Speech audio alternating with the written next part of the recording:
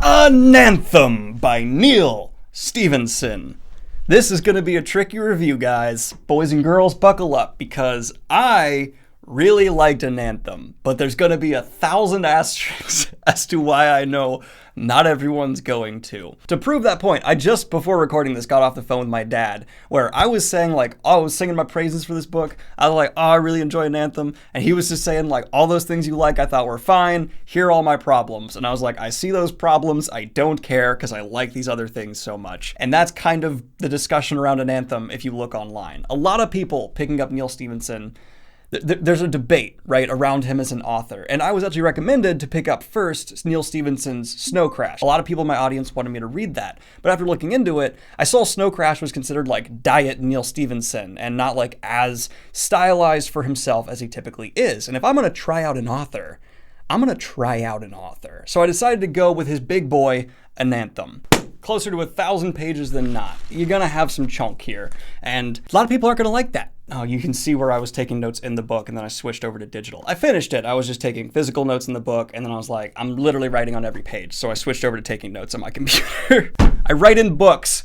Sue me. So, okay, let's talk about why Neil Stephenson is a bit divisive. His detractors say Neil Stephenson is a bit self-indulgent and very dry, while his fans talk about how well he explores ideas and they appreciate how ambitious he can be. I think both are right, but I don't find his self-indulgence to be a negative. He's definitely indulging himself when he stops his narrative to explain an idea to his audience and just like Bill Nye the Science Guy you for a couple of pages. But that doesn't bother me because he does it pretty well, and with how actually funny this book is at times, it kind of felt like an adult version of being Bill Nye the Science Guy. I'm sitting here going like, Neil Stephenson, the writer guy. I don't know where I was going with that. And again, the detractors for specifically Anathem pointed how the plot doesn't start for like 150 pages and the characters are a bit weak.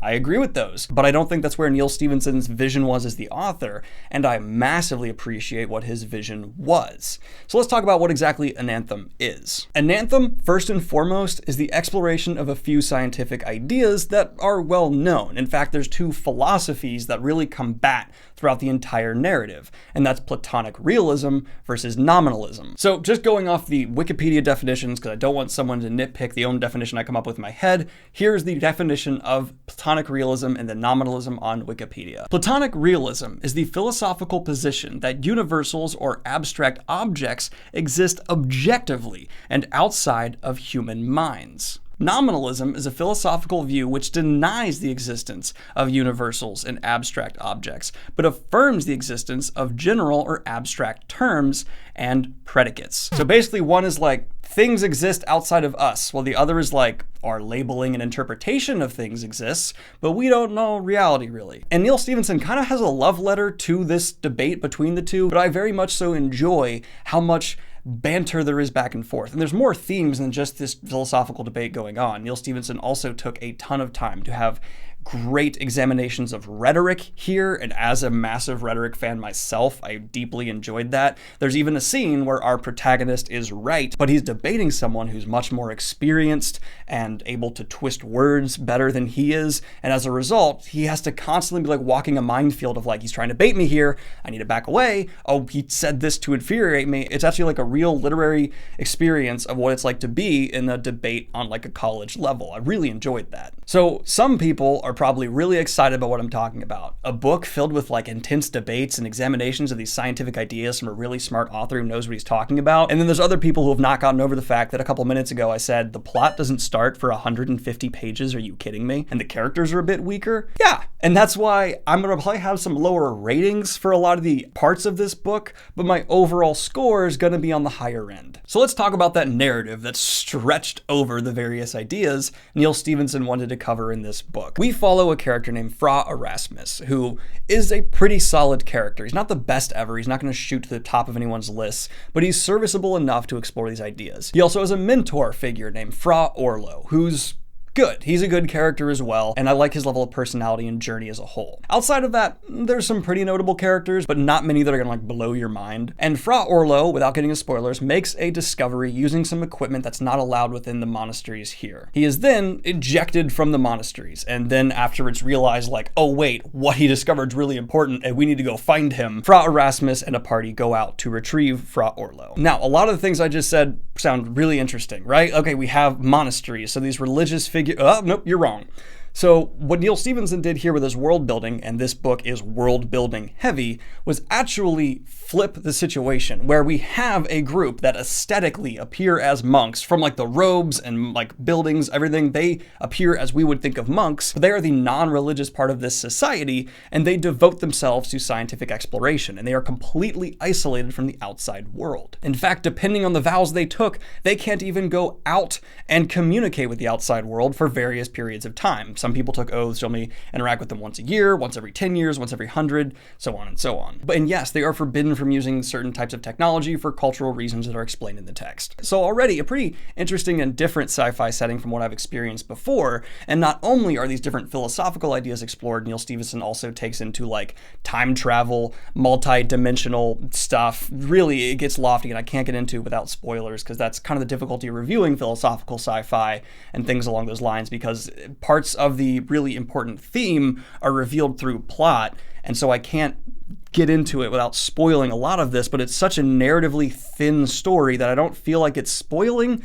I'm still not going to, because that'll make some people mad. And I think Neil Stephenson accomplished exactly what he wanted to with Anathem, which is, again, as I said, to take various ideas and debates he's passionate about and knowledgeable in, put him in a story, and hash him on out. Have some form of getting his opinions and thoughts out there through his characters for his readers to enjoy. At no point did it feel like he was just an author who like skimmed one article to get, okay, that's the idea I want to explore here, and then bloated out in his text. Neil Stephenson is clearly a very smart guy who understands the concepts he is dissecting. Now, one more note that some sci-fi fans might be disappointed by: this isn't a very tech-heavy science fiction story. There is definitely some interesting usages of technology and different statements made about it, but this is not like AI-focused or super robotic-based. It's pulled over more to the ideas and the concepts that Neil Stephenson's focusing on. So who would I recommend this to? What other books, if you enjoyed, you might enjoy Anathem?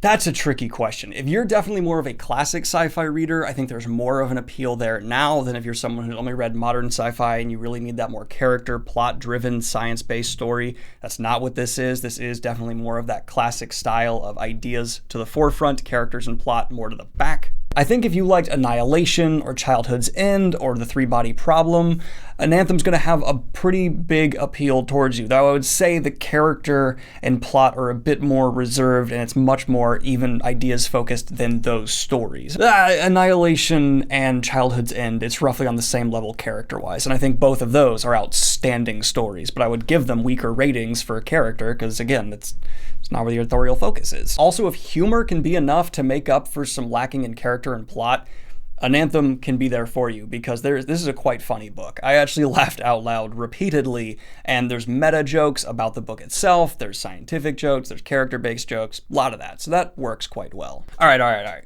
Ratings. Let's get to the ratings. Character within Anathem is not going to blow anyone's socks off. I'm going to rate it at like a 4.5 to 5 out of 10.